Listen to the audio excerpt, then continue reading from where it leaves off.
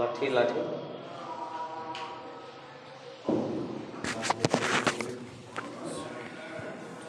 আসসালামু আলাইকুম ওয়া রাহমাতুল্লাহ।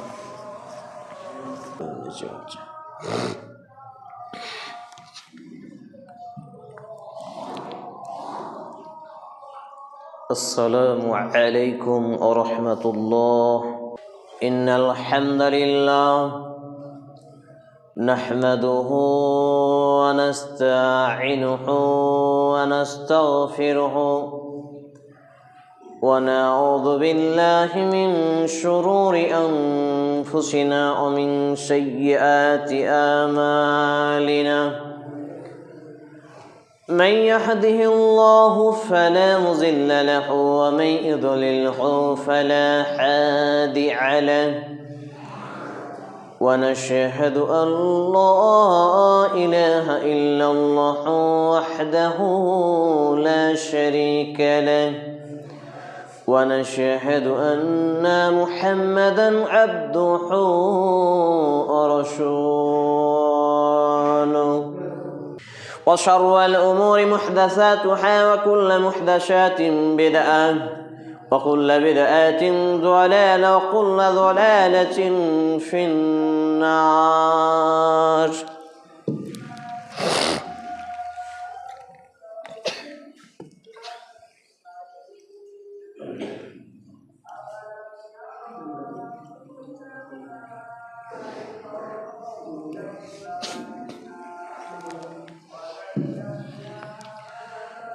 الحمد لله رب العالمين والصلاة والسلام على رسوله الكريم وعلى آله وصحبه أجمعين. أما بعد، قال الله تعالى في كلامه المجيد والفرقانه الحميد: أعوذ بالله السميع العليم من الشيطان الرجيم. يا أيها الذين آمنوا كتب عليكم الصيام كما كتب على الذين من قبلكم لعلكم تتقون. الآية. القمة بن وقاص رحمة الله عليه يقول: سمعت عمر بن الخطاب رضي الله تعالى عنه على المنبر قال: سمعت رسول الله صلى الله عليه وسلم يقول: إنما العمل بالنية. رواه البخاري بسند صحيح. رب اشرح لي صدري ويسر لي امري واحلل عقدة من لساني يفقهوا قولي. رب يسر ولا تؤشر وتمم بالخير. رب زدني علما رب زدني علما رب زدني علما. সমস্ত প্রশংসা গুণগান গুণকীর্তন একমাত্র আল্লাহ রাব্বুল আলামিনের জন্য, যিনি একক ওয়াহদাহু লা শারীক, খালিক এবং মালিক। যে আল্লাহ রাব্বুল আলামিনের প্রশংসা ধারা শেষ করা অসম্ভব, যে তিনি আমাদের উপরে দয়া করে রহমত দিয়ে আজকে রমজান পর্যন্ত আমাদেরকে জীবিত রেখেছেন, বাঁচিয়ে রেখেছেন, সুস্থ সবল, বলা চলা, হাঁটা, খাওয়া, দেখা, শোনা সহ অসংখ্য অগণিত নিয়ামত দিয়ে ভরপুর করে রেখেছেন। তারই প্রশংসা করতো আন্তরিকতার সাথে ছোট্ট ভাষাটি পাঠ করি। আসুন আমরা বলি আলহামদুলিল্লাহ। অতঃপর অসংখ্য দরুদ ও সালাম শান্তি ধারা বর্ষিত আখিরি নবী নবী রাহমাতুল লিল আলামিন মা আমিনাল মুরদুল মুহাত্তাম মহাপুরুষ মুহাম্মাদুর রাসূলুল্লাহ সাল্লাল্লাহু আলাইহি ওয়াসাল্লামের প্রতি আমরা বলি আল্লাহুম্মা সাল্লি আলাইহি আল্লাহুম্মা বারিক আলাইহি সাল্লাল্লাহু তাআলা আলাইহি ওয়াসাল্লাম। আনা তালিবুল ইলম। আজকে দ্বিতীয় রমজান এবং প্রথম জুমা রমজানের, এটি প্রথম দশক। রহমত, মাগফিরাত, বরকত সহ অসংখ্য অগণিত নিয়ামত রয়েছে এই মাসে। শুক্রবার 20 ফেব্রুয়ারি 2026, 7 ফাল্গুন 1432 বঙ্গাব্দতে আমরা অবস্থান করছি। আজকে যে বিষয়ে আলোচনা করব সেটি হচ্ছে রমজান কেন্দ্রিক ভুল ভ্রান্তি সংশোধন। আমাদের সমাজে এই রমজান মাসে ধর্মের নামে কিছু অধর্মীয় কর্মকাণ্ড রয়েছে, যেগুলো ইসলামিক নয়, নন ইসলামিক। এইসব কৃষ্টি কালচারের সংশোধন, সে বিষয়ের প্রতি পবিত্র কোরআন এবং সেই সুন্নাহর আলোকে গুরুত্বপূর্ণ তথ্যবহুল বিবরণের আপ্রাণ প্রচেষ্টা রাখছি ইনশাআল্লাহুল আজিজ। ওয়া মা তৌফিকি ইল্লা বিল্লাহ, আলাইহি তাওয়াক্কালতু ওয়া ইলাইহি উনীব।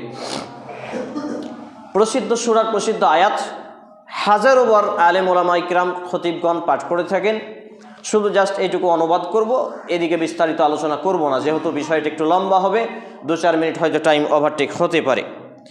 সূরা আল বাকারা 2 নম্বর সূরা 2য় পারা 27তম পৃষ্ঠা আয়াত নম্বর 183-তে আল্লাহ রাব্বুল আলামিন এই রমজানের গুরুত্ব নিয়ে একটি আয়াত নাজিল করেছেন। সেটি হচ্ছে আল্লাহ তাআলা বলছেন, ইয়া আইয়ুহাল্লাযিনা আমানু, ঈমানওয়ালাদেরকে ট্যাগ করে, মার্ক করে, সিলেক্ট করে, ডাক দিয়ে সম্বোধন করে বলছেন, হে ঈমানওয়ালারা, কুতিবা আলাইকুমুস সিয়াম, তোমাদের উপরে সিয়ামকে ফরজ করা হয়েছে, রমজান মাসের সিয়াম। কামা কুতিবা আলাল্লাযিনা মিন ক্বাবলিকুম লাআল্লাকুম তাত্তাকুন, এবং এই সিয়াম শুধু তোমাদের উপরেই ফরজ করা হয়েছে এমনটি নয়, তোমাদের পূর্বে যারা ছিল, যেই সব নবী রাসূলদের অনুসারী ছিল, মানুষ যারা ছিল দুনিয়া থেকে চলে গেছে, তাদের উপরেও মূলত এই সিয়াম ফরজ করা হয়েছিল। এটা এজন্য যে লাআল্লাকুম তাত্তাকুন, যাতে করে তোমরা আল্লাহর মুত্তাকি, পরেজগার, ঈমানওয়ালা, খাঁটি মুসলিম মুমিন বান্দা এবং বান্দি হতে পারো। সুবহানাল্লাহ। তাহলে এই রমজানের আগমন কেন ঘটে?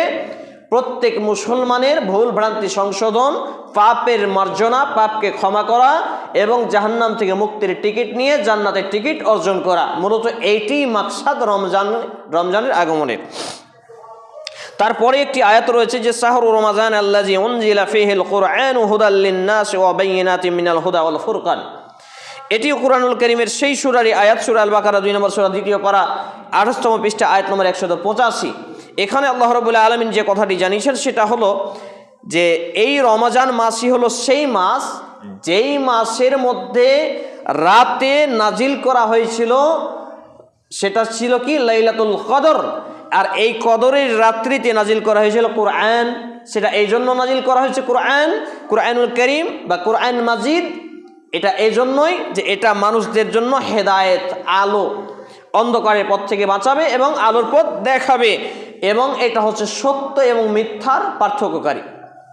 সত্য এবং মিথ্যাকে পার্থক্য করতে গেলে তাহলে আমাকে এবং আপনাকে কি করতে হবে? এই কোরআনের জ্ঞান অর্জন নিতে হবে এবং সত্য পথ যাত্রীদের জন্য সুস্পষ্ট পথ নির্দেশনকারী, অর্থাৎ আমি এবং আপনি যে ইসলাম আমার এবং আপনার রিলিজিয়ান ধর্ম দেন, তাহলে এই অনুসারী হতে গেলে আমরা আজ চূড়ান্ত সঠিক পথে, সত্যের পথে।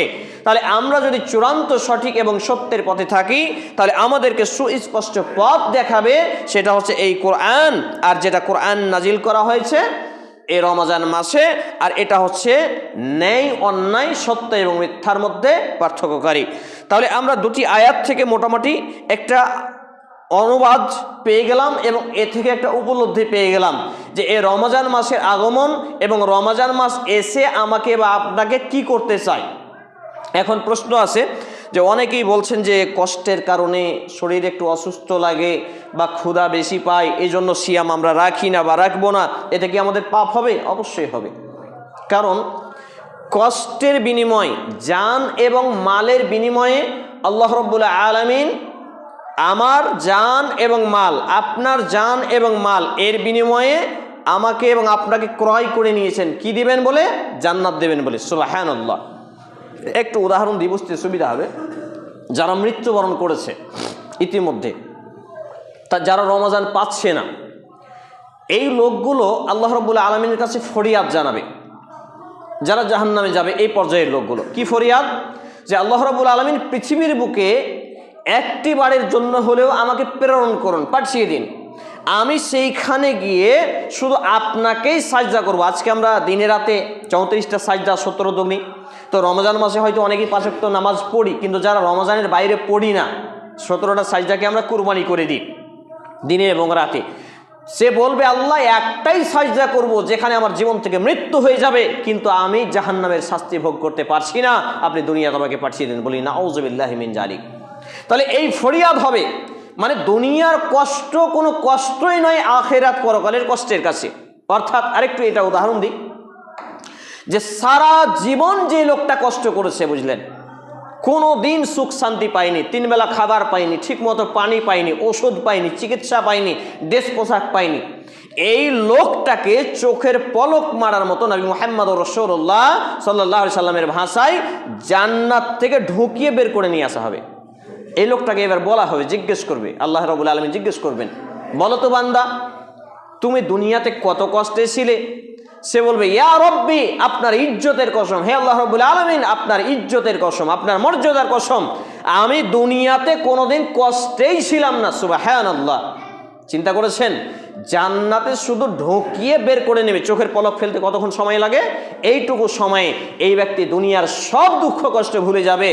একই রকম ভাবে যে ব্যক্তিটা সারা জীবন সুখে শান্তিতে থেকেছে, যার পা মাটিতে পড়েনি বলা যায়, এই কোয়ালিটির লোক, কোনোদিন যানজটে পড়েনি, প্লেন নিয়ে বিমান নিয়ে চলাফেরা করেছে, কোনো জায়গায় কোনো কষ্ট হয়নি, মশাতে কামড় দেয়নি, খাবার পানির অসুবিধা হয়নি, এই লোকটাকে জাহান্নামে এই চোখের পলক মারার মতো ঢুকিয়েই বের করে নেওয়া হবে।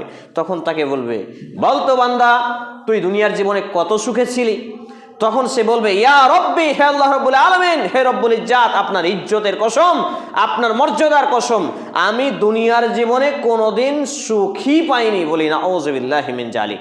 তাহলে দুনিয়ার কষ্টের সাথে বা দুনিয়ার সুখের সাথে আখিরাতের কষ্ট বা আখিরাতের সুখকে কোনোদিন কম্পেয়ার করা যাবে না। দুনিয়া তো দুনিয়া, এটা সামান্য একটা কচুর পাতার পানি। এখানে সুখও ক্ষণস্থায়ী এবং দুঃখও ক্ষণস্থায়ী, আর আখিরাত হচ্ছে চিরস্থায়ী। এবারে চলে আসি আমি আমার মূল আলোচনার দিকে। সর্বাবস্থায় কয়েকটি শরীয়ী নির্দেশিত ওজর ছাড়া কোনো অবস্থায় সিয়াম কাজা করা বা ছেড়ে দেওয়া জায়েজ নেই। আমাদের সমাজে রমজান এলেই বেশ কিছু কুকর্ম শুরু হয়ে যায়। আমি খুতবা পাঠের সময় বলেছি, প্রত্যেকটা ভ্রষ্টতা হচ্ছে বিদআত, আর প্রত্যেকটা বিদআত হচ্ছে ভ্রষ্টতা, আর প্রত্যেক বিদআতই হচ্ছে ফিন্নার, তার থাকার জায়গা হবে জাহান্নাম। তাহলে এই খুতবা পাঠের মাধ্যমে যে হাদিসটা আমার মতো খতিব বা আলেম ওলামা যারা পড়েন, অথচ তারাও এই বিদআতের সঙ্গে সংযুক্ত। মানে কি, গাধার উপরে যদি কোরআনের বস্তা চাপিয়ে দেওয়া হয়, গাধা কি বুঝবে এটা কোরআনের বস্তা? আবার গাধার উপরে চাল ডাল পাথর আরো কিছু বস্তা চাপিয়ে দিলেন, ও কি বুঝবে এটা পাথর? ওই রকম হয়েছে আমাদের মুসলমানদের আলেম ওলামা তথাকথিত মৌলবীদের, খতিবদের অবস্থা, পাশাপাশি মুসলমানদের প্রায় অবস্থা। তারা বলে আরবি ভাষায় পড়ে ঠিক, কিন্তু কি বলছে কি পড়ছে এর অনুধাবন নিজের মধ্যেই নেই, যার জন্য হাজারো বিদআত, হাজারো কুসংস্কার এই রমজান কেন্দ্রিক আমাদের সমাজে চলছে। আসুন এবার পর্যালোচনা করি। রমাজান এটি মূলত আরবি শব্দ রমাদান, এর ভিন্ন রূপ হলে ইসলামী বাৎসরিক হিসাবে ৯তম এটি মাস, যেই মাসে মুসলমানদের সিয়াম, দিনে সিয়াম এবং রাতে কিয়াম পালন, এর মাধ্যম দিয়ে এটি ইসলামের চতুর্থ বা পঞ্চম মতান্তরে স্তম্ভ। আর এটি ২৯ বা ৩০ দিন পর্যন্ত হয়ে থাকে চন্দ্রমাস অনুপাতে। আর এই রমজান মাসে প্রত্যেক মুসলমান যার মোটামুটি একটু পর্যাপ্ত বয়স হয়েছে, বালেগ হওয়া পর্যন্ত কোনো কোনো ফুকাহাগেরাম বলেছেন, সেই থেকে নিয়ে মৃত্যুর আগে পর্যন্ত ব্যক্তিদের, নারী পুরুষ উভয়কে, তাদের জন্য এই সিয়ামকে ফরজ করা হয়। এবং এই রমজান চাঁদ দেখার পরে আমাদের প্রথম যেটা কাজ আছে এটা হচ্ছে তারাবি বা তারাবি। এই তারাবি শব্দটা কিন্তু এক বচন, আর এর আরেকটি আরবি হচ্ছে তারবিহাতুন, এটি বহু বচন, যার আবিধানিক অর্থ আমরা এভাবে পাই যে বিশ্রাম করা, আরাম করা, অর্থাৎ র ওয়াও হা এই শব্দ থেকে আগত, বিশ্রাম করা বা আরাম করা। তাহলে তারাবি মানে হলো আরাম করা, তারাবি মানে হলো ধীর স্থিরতার সাথে পড়া। বলুন, আমাদের তারাবি কি ধীর স্থিরতার সাথে হয়? আপনাদের এখানে তারাবি গত 2টা তারাবি হলো, কত মিনিটে হয়েছে? কেউ একজন বলেন, কত মিনিটে তারাবি হয়েছে? মাত্র 25 মিনিট। লা হাওলা ওয়ালা কুওয়াতা ইল্লা বিল্লাহ। এর আগে একদিন বলেছিলাম আপনাদের এখানে, আমি মোটামুটি বছর 2 হলো খুতবায়, এবং ইন্টারনেটে এই বিষয়ে বক্তব্যগুলো আমার ভাইরালও হয়েছে। বাংলাদেশের প্রখ্যাত ওলামা ইকরাম ডক্টর খন্দকার আবদুল্লাহ জাহাঙ্গীর রাহিমাহুল্লাহ 2016 সালে মৃত্যুবরণ করেছেন। উনি বলছেন যে আমাদের হানাফি আহলে হাদিসে তারাবি নিয়ে মারামারি হয় না? 8 রাকাত নাকি 20 রাকাত, যুদ্ধ চলে না ফেসবুকে, সোশ্যাল মিডিয়ায় যুদ্ধ চলে, অথচ উভয় পক্ষেরই তারাবি হয় না। কথাটা আমার প্রথম দিকে খুব কষ্ট লেগেছিল, এটা কিভাবে বলতে পারেন? পরবর্তীতে যখন পড়াশোনা করলাম, ছোট্ট মেধা দিয়ে যখন গবেষণা করলাম, দেখলাম বাস্তবে আম্মা জান আয়েশা সিদ্দিকা রাদিয়াল্লাহু তাআলা আনহা বলছেন যে নবী মুহাম্মদুর রাসূলুল্লাহ জরিপুরি সাল্লাল্লাহু আলাইহি ওয়াসাল্লাম রমাজান কিংবা রমাজানের বাইরে যখন রাতের সালাত আদায় করতেন, তারাবি, তাহাজ্জুদ, কিয়ামুল লাইল সব একই সালাত, বিভিন্ন ক্ষেত্রে বিভিন্ন নাম এসেছে। তাহলে এই রমাজান বা রমাজানের বাইরে তিনি 11 রাকাতের বেশি পড়তেন না। যেহেতু এটা নফল বা সুন্নাতি আমল, সেই সূত্রে এটা আপনি মাসনা মাসনা করে, ফোকাহাদের বিভিন্ন মত আছে, আপনি 11 রাকাত সর্বোত্তম, আপনি চাইলে আরো বেশি করতে পারেন, কিন্তু কোয়ান্টিটির থেকে কোয়ালিটি ভালো করতে হবে। সূরা আল মুলক 67 নম্বর সূরা 2 নম্বর আয়াত আল্লাহ রাব্বুল আলামিন বলছেন, আল্লাযী খালাকাল মাউতা ওয়াল হায়াতা লিয়াবলুয়াকুম আইয়ুকুম আহসানু আমালা। শেষ অংশটা কি?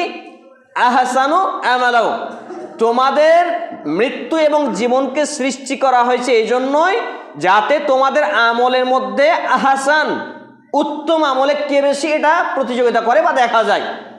নাকি বেশি আমলের কথা বলা হলো? বেশি আমল তো নয়। তাহলে এটা হচ্ছে কোয়ালিটিপূর্ণ আমল, কোয়ান্টিটিপূর্ণ নয়। আপনি 20 রাকাত পড়লেন ওই 1 ঘন্টায়, আর আবার 2 রাকাত পড়লেন 1 ঘন্টায়, নাকি কে বেশি পাবে? বোঝাতে পারছি? বোঝাতে পারলাম না? আপনি কোনো ব্যক্তিকে মেহমানদারি করালেন, খেতে দিলেন, খাবার দিলেন অতিরিক্ত, খাবারটা নষ্ট হয় না, অপচয় হয় না? কিন্তু খাবার দিলেন সীমিত, কিন্তু খুব সুস্বাদু খাবার, সে আপনার প্রশংসা, তৃপ্তি বেশি করবে না? বেশি তৃপ্তি পাবে না? খাবার অপচয় হবে না, নষ্ট হবে না? তাহলে আপনার সময় মেনটেন, যেটা আজকে গত প্রথম যেটা তারাবি, আমি বেশিরভাগ তারাবি পড়ি না। কেন পড়ি না? বাড়িতে একাকি পড়ি বা মসজিদে সময় পেলে পড়ি, বা যদি ওই রকম, যেমন আমরা আমাদের আদর্শ ইসলামিক লাইব্রেরি দাওয়াত সেন্টার থেকে একটা ইমাম নির্বাচন করেছিলাম 13,000 টাকা দিয়ে, সেখানে আমরা প্রায় 2 ঘন্টা যাবত তারাবি পড়তাম। আমি সেটাকে, সেই ওলামায়ে কেরামের বক্তব্যকে শোনার পরে গবেষণা করতে গিয়ে এটুকু পেয়েছি, কোরআন এবং সেই সুন্নাহর দৃষ্টিকোণে, যে আম্মা জান আয়েশা রাদিয়াল্লাহু তাআলা আনহা বলছেন যে তার নামাজের কোয়ালিটি এত দীর্ঘ ছিল, এত সুন্দর ছিল, তোমরা এ বিষয়ে আমাকে প্রশ্ন করো না বা জিজ্ঞাসা করিও না। এখন এইটাকে আমার মতো কিছু হুজুর, আমার মতো কিছু মৌলবি, আমার মতো কিছু খতিব এটাকে বানিয়ে ফেলেছে কি, জামাতের নামাজ একটু হালকা করে না পড়লে হয় মৌলবি সাহেব? প্রথম তারাবি আমার শ্বশুর গ্রামে পড়লাম, 1 ঘন্টা 20 মিনিটে এশা সহ তারাবি আদায় হলো। আমি বললাম এটাকে কোনো রকমে 1.5-2 ঘন্টায় নিয়ে যান। তো কালকে যখন আমি তারাবি পড়িনি, ছেলে মেয়ে একত্রে তারাবির বিধান করেছে, উপরতলায় মেয়েরা পড়ছে, আমাকে আমার শাশুড়ি এসে বলছে যে তুমি নাকি তারাবির সময়টা আরো বেশি করতে বলেছো, তো বয়স্ক মেয়েরা বলছে তারাবি পড়তে আসবো না, এই মৌলবিটা ভালো মৌলবি নয়, এর আগের মৌলবিটা ভালো ছিল। বলেন এই রমজান আমাদের উদ্দেশ্য কি? নেকি অর্জন করা নয়? বুঝতে পারছেন আমার ভাষা? তো রমজানে যদি নেকি অর্জন করা হয়, তারাবিতে আপনার কষ্ট হচ্ছে 11 রাকাতে, আপনি 2 রাকাত পড়ে শুয়ে যান না, কে নিষেধ করেছে? বুঝতে পারলাম? 4 রাকাত পড়ে আপনি শুয়ে যান না, দিয়ে পরে বেতের পড়ে নেবেন, জামাতে পড়তে পারেন ওদের সঙ্গে। এবং এটা আরেকটা মজার বিষয়, কিয়ামুল লাইল মাসনা মাসনা, রাতের সালাত 2-2 করে পড়ার বিধান আজও অসংখ্য মসজিদে তারাবি 1 সালামে 4 রাকাত পড়া হয়, যেটা সুন্নতি বিধান নয়। তবে কেউ কেউ ঝামেলা করবো না বলে জায়েজ বলেছেন। বুঝাতে পারলাম না? ঝগড়া যাতে না হয় মুসলমানদের মধ্যে, এই জন্য কেউ কেউ জায়েজ বলেছেন। তবে কিয়ামুল লাইল মাসনা মাসনা 2-2, 1 সালামে 2 করে পড়া, এবং যখন 4 রাকাত হয়ে যায় তখন এখানে একটু বিরতি দেওয়া, লম্বা বিরতি। কিন্তু আমাদের নামাজ তো এমনিতেই চোখের পলকের গতিতে চলে যায়। যদি 25 মিনিটের তারাবি হয়, আমি তো এর আগে হাজারো বার বলেছি যে আপনি এশার নামাজ জামাতে পড়ে নিলেন, সুন্নাতটাও আপনি এখানে পড়লেন না, চলে গেলেন বাড়ি, ঘুমিয়ে যান একটু খাওয়া দাওয়া করে, উঠলেন 12টা 1টা যে কোনো সময়, উঠার পরে এবার সুন্নাতে রাতে বা মানে এশার পরে সুন্নাতটা আদায় করলেন। এরপরে কিয়ামুল লাইল রাতের সালাতের উদ্দেশ্যে 2 রাকাত পড়লেন, কি বলে? সূরা ফাতিহা পড়লেন। মৌলভী সাহেব আমি তো বেশি সূরা জানি না, কুল হুয়াল্লাহু আহাদ তো জানি, সূরা ইখলাস, কুল আউযু বিরাব্বিন নাস তো জানি, কুল আউযু বিরাব্বিল ফালাক তো জানি, এইগুলো যতটা পারেন পড়তেই থাকলেন। দাঁড়িয়ে আছেন আপনি, একাকী পড়ছেন, এই পড়তে পড়তে পড়তে পড়তে আপনি রুকুতে গেলেন, রুকুতে গিয়ে সুবহান রাব্বিয়াল আযীম সুবহুন কুদ্দুসুন রব্বুল মালাইকাতি ওয়ার রূহ সুবহানাকা আল্লাহুম্মা রাব্বানা ওয়া বিহামদিকা আল্লাহুম্মা ইগফিরলি, এই দোয়াগুলো যতক্ষণ পারেন পড়তেই থাকলেন। রুকুতে আর টিকতে পারেন না, মানে থাকতে পারেন না, উঠে গেলেন, কওমার দোয়া পড়লেন, সামি আল্লাহু লিমান হামিদা বলে রব্বানা লাকাল হামদু ওয়া লাকাল হামদু, বিভিন্ন আয়াত আছে এইগুলো পড়লেন। এবার সাজদায় চলে গেলেন, সাজদায় গিয়ে সুবহান রাব্বিয়াল আলা সুবহুন কুদ্দুসুন রব্বুল মালাইকাতি ওয়ার রূহ সুবহানাকা আল্লাহুম্মা রাব্বানা ওয়া বিহামদিকা আল্লাহুম্মা ইগফিরলি, এই দোয়াগুলো পড়তেই থাকলেন। কতক্ষণ পর্যন্ত? কপাল এবার জ্বলা শুরু হয়ে গেছে, আর পারছেন না, উঠলেন, আল্লাহুম্মা ইগফিরলি ওয়ারহামনি ওয়াহদিনি ওয়া ফিন আরজুকনি, এটা যায়িফ, তবে অর্থগত সহি। রব্বিক ফিরলি রব্বিক ফিরলি এটা হচ্ছে সহি। আপনি দোয়া পড়লেন, পড়ার পরে আরেকটা সাজদায় গেলেন, এইভাবে আপনি এক রাকাত পড়েন, 15 মিনিট পার হয়ে যাবে। এই লোকগুলো 25 মিনিটে 11 রাকাতে যা নেকি পায়, আপনি এই 2 রাকাতে তার থেকে বেশি নেকি পাবেন ইনশাআল্লাহ, চ্যালেঞ্জ করলাম। বুঝতে পারলাম? তাহলে নেকি যদি উদ্দেশ্য হয় কে তারাবি পড়তে পারলো আর কে পারলো না, এটা কোনো দেখার বিষয় নেই। অতএব তারাবি 2 ঘন্টার নিচে যদি পড়া হয় সে তারাবি হবে ভণ্ডামি, সেই তারাবি কোনো তারাবি নয়, সে তারাবি নামে সেটা ফাজলামি শুরু হবে। আর এইগুলো নিয়ে কোনো নেকির আশা করা যায় না। তবে আমি নিষেধ করি না পড়তে, কেন? যে যারা মোটেই পড়বে না তারা অন্তত এইটুকুও পড়ুক, আমি এটা বলি। যারা মোটেই পড়বে না, বাড়ি গিয়ে এই 2 রাকাতও পড়তে পারবে না এইভাবে, অলস, যারা আল্লাহকে চিনে না, যারা জান্নাত পেতে চায় না, জাহান্নাম থেকে বাঁচতে চায় না, তারা অন্ততপক্ষে জামাতে 25 মিনিটে পড়ুক। তাহলে মোটামুটিভাবে আল্লাহ যদি চান তাহলে তাদের হেদায়েত দিতে পারেন, এটা আশা করা যায়। এবারে চলে আসি, এইভাবে আমাদের তারাবির গতি হতে হবে সর্বনিম্ন 2 ঘন্টা এসা ছাড়া, সর্বনিম্ন 2 ঘন্টা এসা ছাড়া। এবং তারাবির শুধু ব্যবস্থা মেয়েদের করছে অনেক মসজিদে, এটাও একটা ফাজলামি। আরেকটা এখানে ফাজলামি চলে, মাইকে হর্ন লাগিয়ে তারাবি। আপনাদের এলাকায় হয়? মাইকে হয় না? না জি, আলহামদুলিল্লাহ, তাহলে ভালো। আমাদের এলাকাগুলোতে দেখছি ফাজলামি চলছে। মাইকে হর্ন লাগিয়ে তারাবি পড়া শরীয়তকে বিকৃত করা। বাড়ির আশেপাশে হিন্দু থাকতে পারে না, বাড়ির আশেপাশে অসুস্থ লোক থাকতে পারে না, যার উপরে সিয়াম ফরজ নেই, তাহলে সিয়ামই ফরজ নেই তো এই তো কিয়ামুল লাইল, এটা তো বাড়তি ইবাদত। আবার অনেকে প্রশ্ন করেন, মৌলভী সাহেব আমি যদি তারাবি না পড়ি আমার রোজা হবে কি? শুনে রাখুন, রমাজানের সিয়ামের সঙ্গে তারাবির কোনো সম্পর্ক নেই। তারাবি হচ্ছে এক্সট্রা একটা ইবাদত, কিয়ামুল লাইল এটা হচ্ছে এক্সট্রা একটি ইবাদত, এর সঙ্গে তারাবির কোনো সম্পর্ক নেই। এমনকি অনেকে জিজ্ঞেস করেন, আজকে আমাদের বাড়িতে রান্না করতে উঠতে পারেনি মৌলভী সাহেব, এই জন্য রোজাটা ধরা হয়নি। আপনি নিয়ত করে থেকে যাবেন। বুঝতে পারলাম?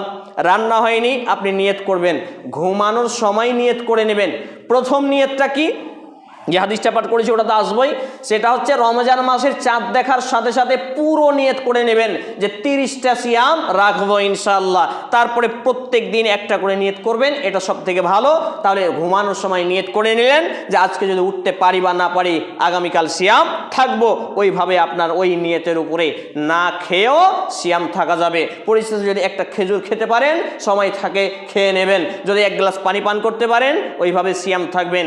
এই ছিল সিয়ামের বিধান। আমরা এটাকে রান্না বান্নার মাংস ভোজ কত রকম আয়োজন করে আর হই হুল্লোড় করে, আর এপাড়া ওপাড়া মা বোনেরা উঠে যান, মাইকে আপনাদের এলান হয় নাকি রান্না করতে উঠে যান? হয়? এটা বিদআত, চলবে না, এটা বাদ দিতে হবে। মাইকে শুধুমাত্র আজান ছাড়া কোরআন তেলাওয়াত, গজল, নাচ, রান্না করতে উঠুন, সময় এতক্ষণ, ইফতারের সময় এতক্ষণ আছে, সাহারি রান্না এতক্ষণ আছে, ভাত খাওয়ার সময় এতক্ষণ আছে, সবই হচ্ছে টাটকা বিদআত। আর যেই ব্যক্তি বিদআত করবে সে ব্যক্তি হাউজে কাউসারের পানি পান করতে পাবে না। মানে কিয়ামতের মাঠে যদি হাউজে কাউসারের পানি নবী মুহাম্মদ রাসূলুল্লাহ সাল্লাল্লাহু আলাইহি সাল্লাম পান না করান, তার তৃষ্ণা মিটবে না, জান্নাতে যাওয়ার সুযোগ হবে না। অতএব বিদআত করলে রাসূলকে অপমানিত করা হয়। অতএব এসবগুলো ছাড়তে হবে। মসজিদে শুধুমাত্র সাহুর বা সাহরির জন্য আজান, এটা উলামা ইকরামগণ থেকে প্রমাণিত হয়েছে। অতএব শুধুমাত্র আজান দিয়ে ছেড়ে দেবেন, কোনো একটা এক্সট্রা শব্দ নয়। রান্না করতে উঠুন, ঘড়িতে এতটা বাজলো, এত মিনিট সময় আছে, ইফতারের সময় এতক্ষণ, এমনকি যদি ইফতারের আয়োজনও করা হয় তবুও নয়। বুঝতে পারলাম? এবারে চলে আসি, এই যে এপাড়া ওপাড়া কিছু বাচ্চা ছেলেরা হই হুল্লোড় করে বেড়ায়, এদেরকেও গাইডমেন্ট করবেন, এটা অভিভাবকদের দায়িত্ব, এটা উচিত নয়। এখানে অনেক ফিতনা হয়েছে। আমি দেখেছি একটা হিন্দু পাড়ায় কয়েকটা ছেলে হই হুল্লোড় করতে করতে গিয়েছে, ওরা চোর টোর বলে পিটনে দিয়েছে, একটা দাঙ্গা পর্যন্ত হয়ে গেছিল কোনো একটা এলাকা, আমি নাম নিচ্ছি না। অতএব এই সবগুলো করবেন না। কোনো রাগাল মানুষ যদি থাকে, বাড়ি থেকে বেরিয়েছে, মুসলমান হলেও একটু গরুর গোশ বেশি খায়, তাহলে দেখবেন 2-4 লাগিয়ে দেবে, তখন সমস্যা হবে। এই ফিতনা ফাসাদে যাবেন না, বাচ্চা ছেলেদেরকে এভাবে হই হুল্লোড় করতে দিবেন না। আরেকটা আছে দোয়ায়ে কুনুত, এই বেতেরে দোয়ায়ে কুনুত। তারাবিতে বেতেরে দোয়ায়ে কুনুত হয় আপনাদের মসজিদে? রুকুর আগে না রুকুর পরে? রুকুর আগে না রুকুর পরে? রুকুর পরে। এটাও ভুল। ওই একটাই হাদিস, যে হাদিসের ভিত্তিতে রুকুর পরে দোয়ায়ে কুনুত পরে, ওই হাদিসের শেষাংশে আসে অংশটা, কিন্তু পড়ে না। ওই যে মাদ্রাসা থেকে যেভাবে শিক্ষা দেওয়া হচ্ছে, অন্ধ অনুসরণ চলছে। আমার শ্বশুর গ্রামে যখন ছেলেটা ইমামতি করলো, ও ঘোষণা করলো রুকুর পরে কি দোয়ায়ে কুনুত হবে। তা আমি বললাম আমার কাছে দলিল আছে। আরে আমার তো আছে গবেষণা। আমি সার্চ করলাম যে গুগল মামা কি বলে, এআই ইন্টেলিজেন্ট কি বলে। আমি সার্চ দিয়ে দেখছি এরাও জানে সঠিকটা, কিন্তু আমাদের মৌলবীরা যে জানে না গো। আমি সার্চ করলাম কি লিখে, যে দোয়ায়ে কুনুত রুকুর আগে নাকি রুকুর পরে, তুমি বলো তো। তো বলছে দোয়ায়ে কুনুত হচ্ছে রুকুর আগে, আর কুনুতে নাজিলা হচ্ছে রুকুর পরে। সুবহানাল্লাহ, একটা সফটওয়্যার জানছে, কিন্তু আমাদের সমাজের মৌলবীরা জানছে না।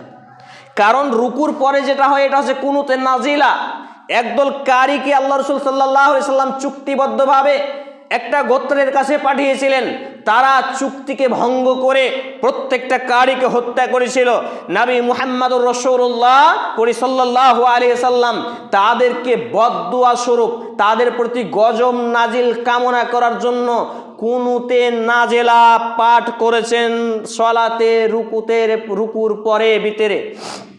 কিন্তু রমজান মাসব্যাপী হানাফি মাসলাকে এটা ওয়াজিব, কিন্তু আমাদের সালাফি আহলে হাদিস মাসলাকে এটা মুস্তাহাব বা সুন্নাত।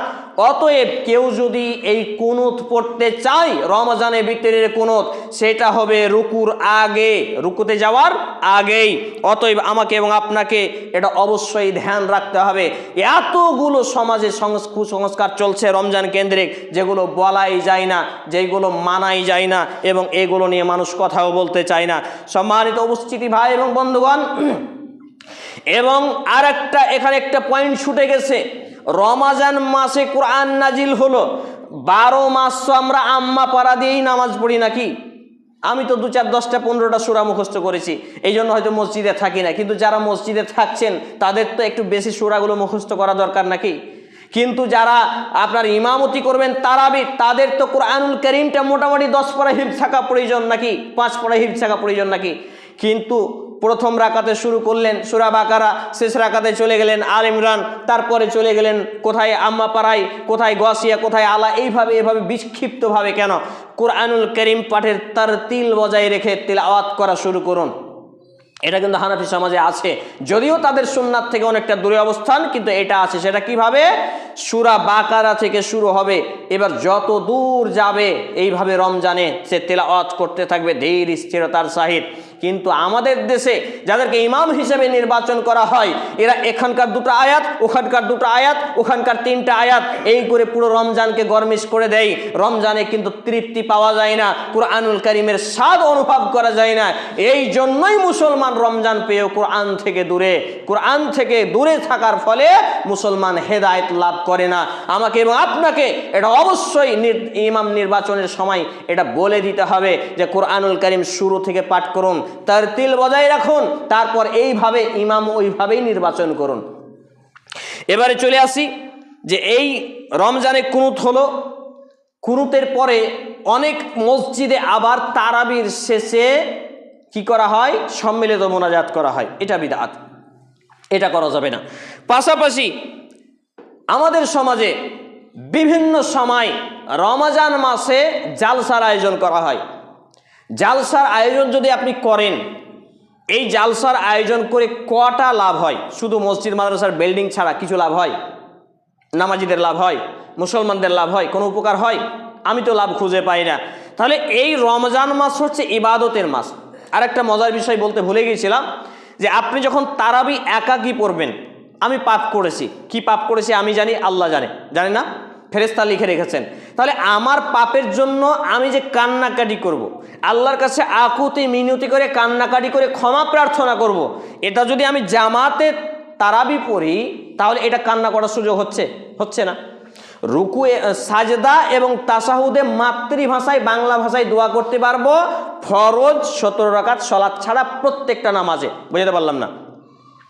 দিনে এবং রাতে 5 ওয়াক্ত সালাত যে 17টা রাকাত, এই বাদ দিয়ে যতগুলো নফল সালাত আছে, নামাজ আছে, সুন্নাত তারাবি থেকে শুরু করে যা পড়ি না কেন, সাজদায় এবং তাশাহুদে বসে বাংলা ভাষায় মাতৃভাষায় নিজের ভাষায় আল্লাহর কাছে চাইতে পারবো, আল্লাহ বেটা দাও, বেটি দাও, টাকা দাও, বাড়ি দাও, আরও কিছু দাও, এটা নিজের মাতৃভাষায় হালাল জিনিসগুলো আল্লাহর কাছে চাইতে পারবো। তো এইটা আমি আপনি ইমামের সাথে যখন নামাজ পড়বো তখন কি চাওয়া সম্ভব নয়। তাহলে একাকী যদি আমি এবং আপনি তারাবিটা পড়ি তাহলে এইটা লাভ। আর তারাবি একাকী পড়া বেশি উত্তম ছিল, কিন্তু উমর রাদিয়াল্লাহু তাআলা আনহু দেখছেন যে বিক্ষিপ্তভাবে সব তারাবি পড়ছে, যার জন্য তিনি জামাত চালু করেছিলেন। এখন আমার এবং আপনার এখানে করণীয়টা কি? যদি তারাবি সুন্নাহ মোতাবেক হয় জামাতে, একেবারে শরীয়তে নির্দেশিত পথ পদ্ধতি, তাহলে জামাতে পড়ব।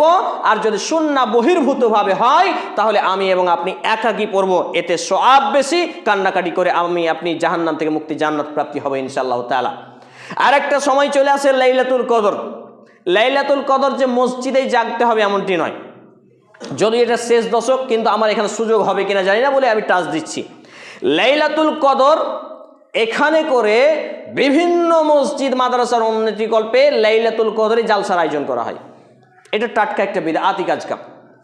মাইকে হর্ন লাগিয়ে কোনো ইবাদত আপনি করার চেষ্টা করবেন না।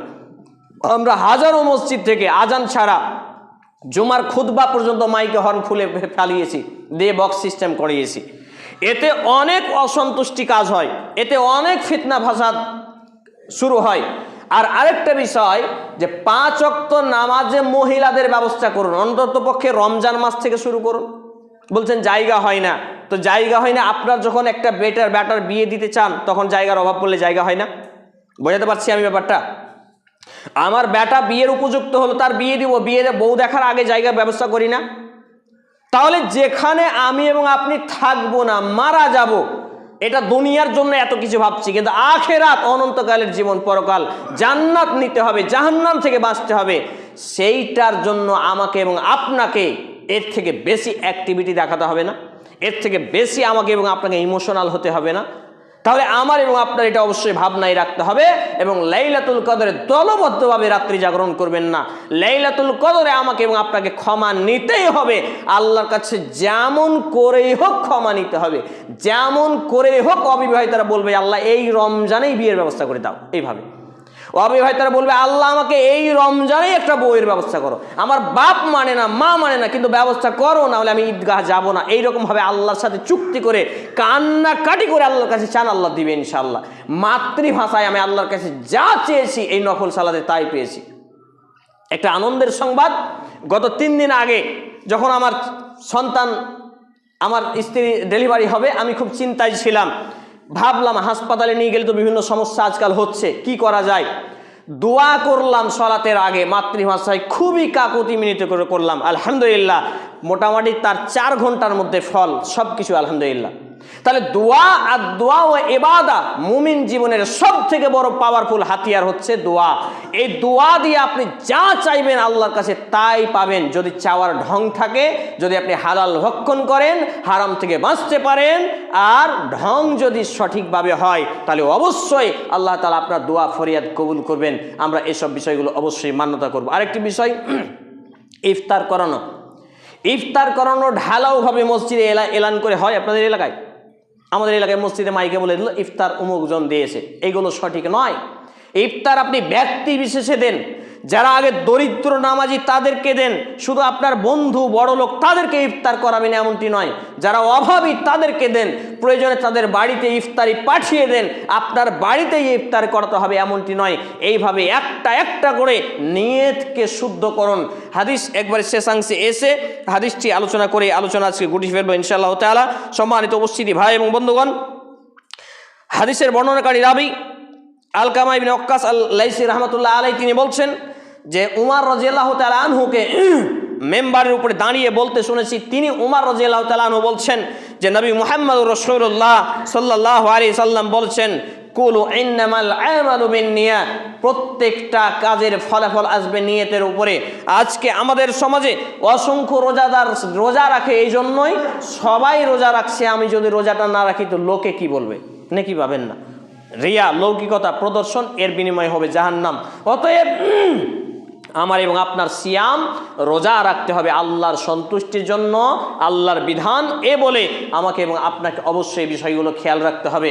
আর ইন্নামাল আমালু বিন্নিয়াত, নিয়তে যদি বিন্দু মাত্র ত্রুটি থাকে, নিয়তে যদি একটু গরমিল হয়ে যায়, কোনো রেজাল্ট বা ফলাফল আমাদের শুদ্ধ আসবে না। সর্বক্ষণিকভাবে আমরা যা করব, 10 টাকা দান করব তবু আল্লাহর সন্তুষ্টির জন্য, 1 টাকা কাউকে খাওয়াবো তবু আল্লাহর সন্তুষ্টির জন্য। এমনকি নবী মুহাম্মদুর রাসূলুল্লাহ সাল্লাল্লাহু আলাইহি সাল্লাম বলছেন, রমজান মাস হোক আর বিনা রমজান হোক, যদি কেউ তার পরিবারকে আল্লাহর সন্তুষ্টির জন্য কিছু খাওয়ায়, তার স্ত্রীর মুখে লোকমা তুলে দেয়, এইটাও তার সাদাকা হয়ে যায়, বলি সুবহানাল্লাহ। তাই বলে এই রমজান মাসে ছেলে মেয়েদের জন্য শুধু ভুঁড়ি ভোজ প্লেট সাজিয়ে 12 রকমের 13 রকমের ইফতারি আয়োজন করার প্রয়োজন নেই। অল্পে তুষ্ট থাকতে হবে, খেজুর সব সময় রাখতে হবে, এটাই হচ্ছে রাজকীয় খাবার এবং সুন্নাতি খাবার। এই খেজুর যেই ঘরে নেই সেই ঘরে কোনো খাবারই নেই, এ কথাও বলেছেন সাহাবা ইকরাম রাদিয়াল্লাহু তাআলা আনহুম থেকে। অতএব আমাকে এবং আপনাকে সর্বদাই সুন্নাহ মোতাবেক চলতে হবে, কোরআন এবং হাদিস মোতাবেক চলতে হবে। আল্লাহ রাব্বুল আলামিনের কাছে দোয়া রাখি, আল্লাহ রাব্বুল আলামিন যতগুলো কথা বললাম সমস্ত কথাগুলো আগে আমাদেরকে, তারপর উপস্থিত ভাই এবং বন্ধুগণকে বাবা জীবনকে মেনে চলার তৌফিক নসিব করুন, আমরা বলি আল্লাহুম্মা আমিন। শেষে একটি কথা আপনাদেরকে ঘোষণা করি, আমরা জানুয়ারি মাসে আমাদের সংস্থা শিক্ষা প্রতিষ্ঠানের উদ্বোধন করতে চেয়ে পারিনি। ঋণ ৭৬,০০০ প্লাস ছিল সেই সময়। এখন আমরা রমজান মাসেই উদ্বোধন করার প্রচেষ্টায় আছি ইনশাল্লাহ। এখন প্রায় ৫৮,০০০ প্লাস ঋণ রয়েছে, ৫৮,০০০ টাকা প্লাস ঋণ রয়েছে। অতএব আপনারা খুতবা শেষে আপনাদের এলাকার একটা ছেলে হয়তো বাইরে বসবে, আমি তো বাইরে যাই না, তো যে যা পারবেন সাদাকায়ে জারিয়ার স্বরূপ বাড়ি থেকে নিয়ে এসেও দেওয়ার চেষ্টা করবেন। সম্মানিত উপস্থিতি ভাই এবং বন্ধুগণ, সমস্ত বিষয়গুলো আবেগ দিয়ে নয়, এতদিন থেকে করে এলাম, বাপদাদা করে এসছে, অমুক মৌলবি এই করেছে, তারা কি ভুল করেছে, এইগুলো কখনো বলতে যাবেন না। কুল্লু বানি আদমা খাত্তাউন ওয়া খায়রুল খাত্তাইন আত-তাওয়াবুন, প্রত্যেক আদম সন্তান ভুলকারী, হোক জাকির নাইক, আব্দুর রাজ্জাক বিন ইউসুফ, আমি হাবিবুল্লাহ, আর কেউ যত বড়ই মানুষ হোক না কেন, সে ব্যক্তি হবে ভুলকারী, ভুল হতেই পারে। অতএব কে কি করেছে ওটা বাদ দেন, যখন জানলাম এটা ভুল, এটা ছেড়ে দেব, এটা সত্য সঠিক, এটা গ্রহণ করব, এইভাবে আমাকে এবং আপনাকে সংশোধন হয়ে জীবন চালাতে হবে। আল্লাহ রাব্বুল আলামিন কবুল করুন, আমরা বলি আল্লাহুম্মা আমিন। আল্লাহ তাআলা আমরা যারা উপস্থিত আমাদের প্রত্যেকের উপস্থিতিকে ইমানি হালাতে কবুল করে নিন, আমরা বলি আল্লাহুম্মা আমিন। হে আল্লাহ রাব্বুল আলামিন, আমাদের এই সিয়াম এবং কিয়ামগুলোকে কবুল করুন, আমরা বলি আল্লাহুম্মা আমিন। হে আল্লাহ রাব্বুল আলামিন, আমরা যারা অসুস্থ এই রমজানের ওসিলায় উপস্থিত হওয়ার ওসিলায় আমাদেরকে পূর্ণাঙ্গ সেফায়ে কামিলা আজিলা দিন, আমরা বলি আল্লাহুম্মা আমিন। হে আল্লাহ রাব্বুল আলামিন, আমরা যারা অভাবী আমাদেরকে পূর্ণাঙ্গ হালাল রিজিকের ব্যবস্থা করে দিন, অভাব মুক্ত জীবন দান করুন, আমরা বলি আল্লাহুম্মা আমিন। হে আল্লাহ রাব্বুল আলামিন, আমাদের যারা মুসলমান হয়ে মৃত্যুবরণ করেছে বা আপনার ভাই বোন আত্মীয় স্বজন, বিশেষ করে আমার মা, নানা নানি, আব্বা রাহিমাহুল্লাহ তাআলা, তারা দুনিয়া ছেড়ে চলে গেছেন, জানি না অন্ধকার কবরে কীভাবে আছেন। আল্লাহ তাআলা যারাই মুসলমান হয়ে মৃত্যুবরণ করেছে, আল্লাহ তাদের কবরের শান্তির বিছানা বিছিয়ে দিন, তাদের কবরের শান্তির বিছানা বিছিয়ে দিন, তাদেরকে জান্নাতুল ফিরদাউস নসিব করুন, আমরা বলি আল্লাহুম্মা আমিন। এ দাবি, এ দোয়া, এ দরখাস্ত মহান আল্লাহ সুবহানাহু ওয়া তাআলার সামনে রেখে আমরা আমাদের জুমার খুতবা আলোচনা এখানেই টানছি।